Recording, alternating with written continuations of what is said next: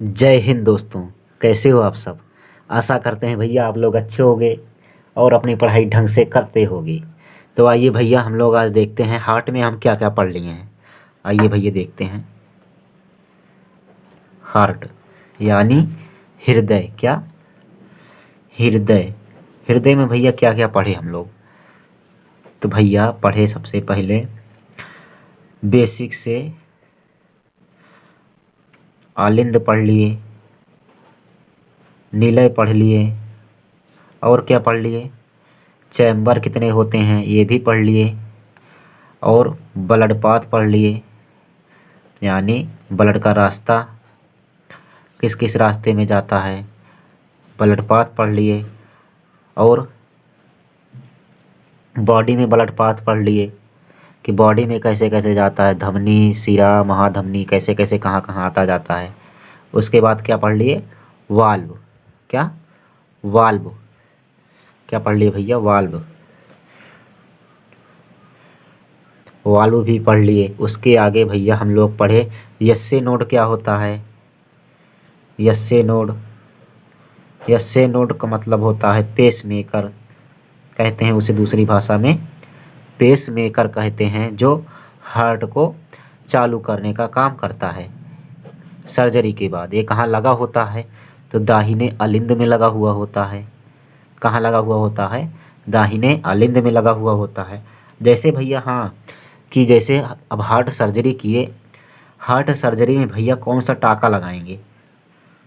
Heart heart surgery भैया जैसे ऊपरा तो सिल देते हैं, लेकिन अंदरवा कैसे, जैसे ऊपरा वाला तो काट देते हैं बाहर रहेगा, लेकिन निचवा हार्टवा में जब हृदय में टाँका लगाएंगे तो उसको कैसे काटेंगे। तो टाँका जो है भैया दो प्रकार से होते हैं।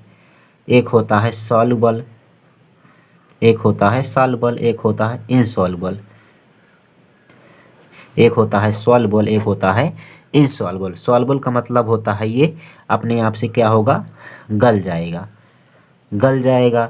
लेकिन इनसॉल्युबल जो होता है ये गलता नहीं है, गलता नहीं है अपने आप से, इसे काटना पड़ता है। तो अंदर अंदर जैसे किडनी में हो गया ऑपरेशन, हार्ट में ऑपरेशन, और अंदर भी कहीं भी ऑपरेशन होगा तो वहाँ इनसॉल्युबल टाँका लगाया जाएगा। कौन सा? इनसॉल्युबल टाँका भैया, जो अपने आप से ही गल जाए।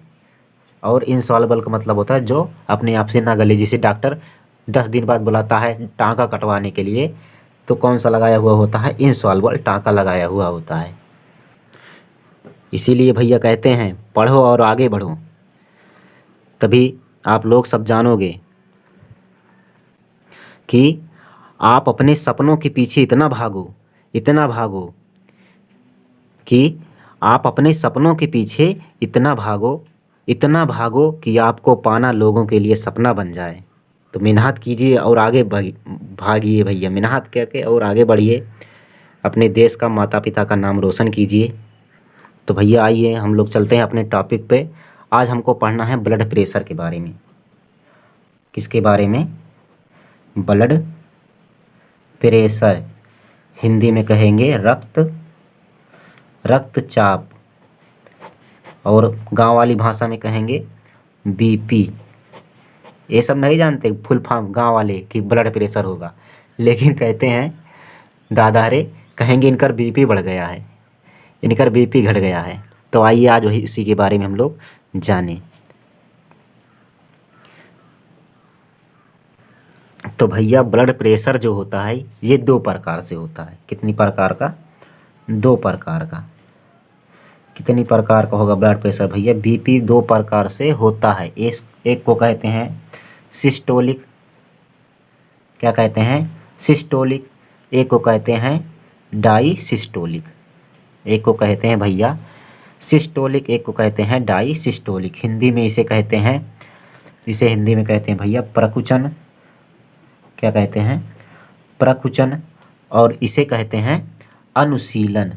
क्या कहते हैं? अनुशीलन। भैया इंग्लिश में कहेंगे सिस्टोलिक और डायस्टोलिक, हिंदी में प्रकुचन और अनुशीलन। तो आइए हम लोग भैया पढ़ें प्रकुचन के बारे में।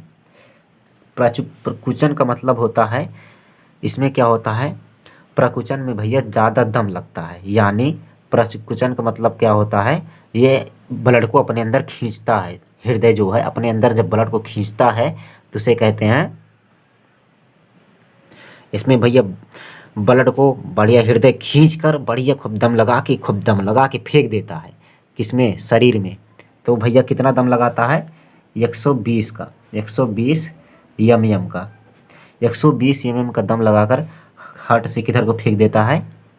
हार्ट से भैया बॉडी की तरफ फेंक देता है। हार्ट से बॉडी की तरफ फेंक देता है भैया। तो नीले से भैया हृदय जो है, नीले में खून आता है, नीले से बॉडी में खूब तेज 120 की स्पीड से फेंकता है। आइए भैया, ये होता है सिस्टोलिक, इसे कहते हैं प्रकुचन, यानी इकट्ठा करके खूब दम लगा के फेंक देना, इसे कहते हैं सिस्टोलिक। और डायस्टोलिक का मतलब होता है, डायस्टोलिक में क्या होता है, नीले जो है फैलता है, नीले फैलता है तो सारा ब्लड आ जाता है अंदर। तो इसमें क्या होता है भैया, अनुशीलन इसे कहते हैं, डायसिस्टोलिक का मतलब।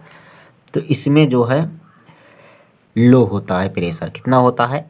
80 होता है, 80 एम, 80 एम होता है। इसमें 120 की स्पीड से फेंकता है, लेकिन खींचता कितने की स्पीड से? 80 की। तो इसी को कहते हैं 120/80। मतलब भेजेगा, हृदय से जाएगा बॉडी में 120 की स्पीड से, लेकिन आएगा कितनी की स्पीड से? 80 की स्पीड से, क्योंकि हृदय जो है दम लगा के फेंका है। लेकिन जो आखिरी नस है, जैसे उंगलियां की आखिरी नस है, लौटते लौटते वो धीमा हो जाता है, वहाँ से कोई चीज़ फेंकता नहीं है। जैसे हम लोग हैं, नीचे से गेंद को फेंक देते हैं, वो ऊपर चली जाती है, जाने की स्पीड तो तेज़ होती है, लेकिन आने की स्पीड उतनी तेज़ नहीं होती है। इसे ही कहते हैं प्रकुचन और अनुशीलन, यानी सिस्टोलिक और डायस्टोलिक। अब भैया इसमें क्या होता है, अनुशीलन में क्या होता है, बॉडी से, यानी बॉडी के आखिरी पॉइंट से ब्लड को कहाँ के ले गया जाता है? हार्ट को। कहाँ को? हार्ट को लाना ही डायसिस्टोलिक कहलाता है। यानी पचकना और फूलने की क्रिया ही रक्तचाप कहलाती है। जैसे भैया फूले हृदय, जो फूलता है तो रक्त को भर लेता है, और पचकता है तो खूब दम लगा के शरीर में भेज देता है। किसकी मदद से? महाधमनियों से। किससे? महाधमनियों से। आपको हम पढ़ा चुके हैं भैया, ध्यान देकर आप पढ़े होंगे तो आपको ज़रूर पता होगा। तो इसे ही कहते हैं भैया बीपी। क्या कहते हैं? बीपी। यहाँ पर लिखें systolic pressure upon diastolic pressure.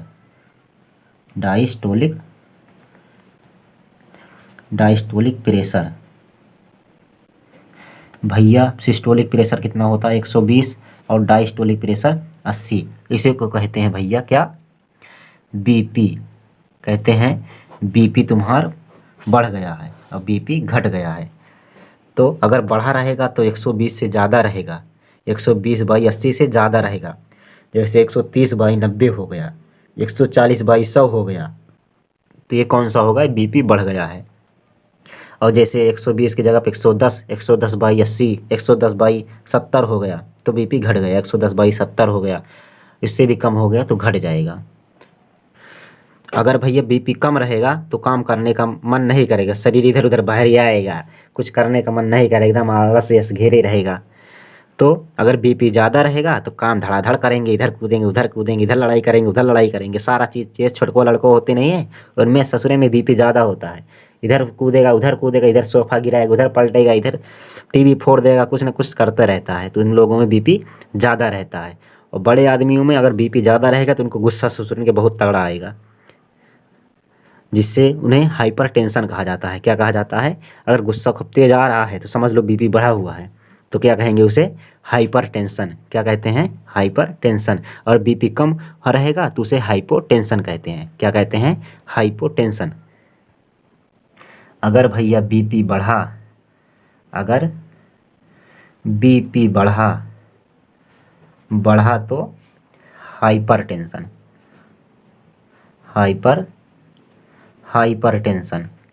अगर घटा, अगर भैया बीपी घटा तो हाइपोटेंशन। क्या कहते हैं? हाइपोटेंशन।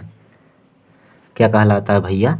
हाइपोटेंशन, हाइपरटेंशन में जैसे 140/100 हो गया, तो इसमें क्या होता है, बीपी बढ़ा हुआ है, इसे हाइपरटेंशन कहते हैं। हाइपोटेंशन में क्या होता है, हाइपोटेंशन में होता है 100/70, तो इसे कहते हैं हाइपोटेंशन, बीपी घटा हुआ है।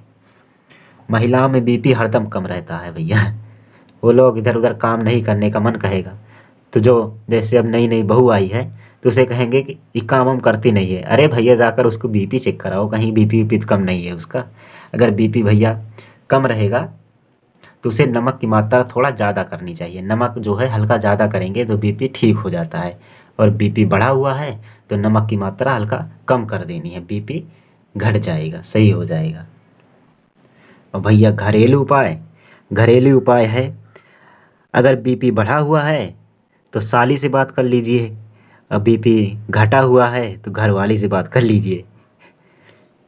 तो आप लोग भैया समझ गए होंगे, आशा करते हैं, और मिलेंगे आप लोगों को नेक्स्ट वीडियो में। वीडियो अच्छा लगा हो तो कर दीजिए लाइक, और चैनल पर नए आए हो कर लीजिए सब्सक्राइब। मिलेंगे नेक्स्ट वीडियो में। जय हिंद, जय भारत।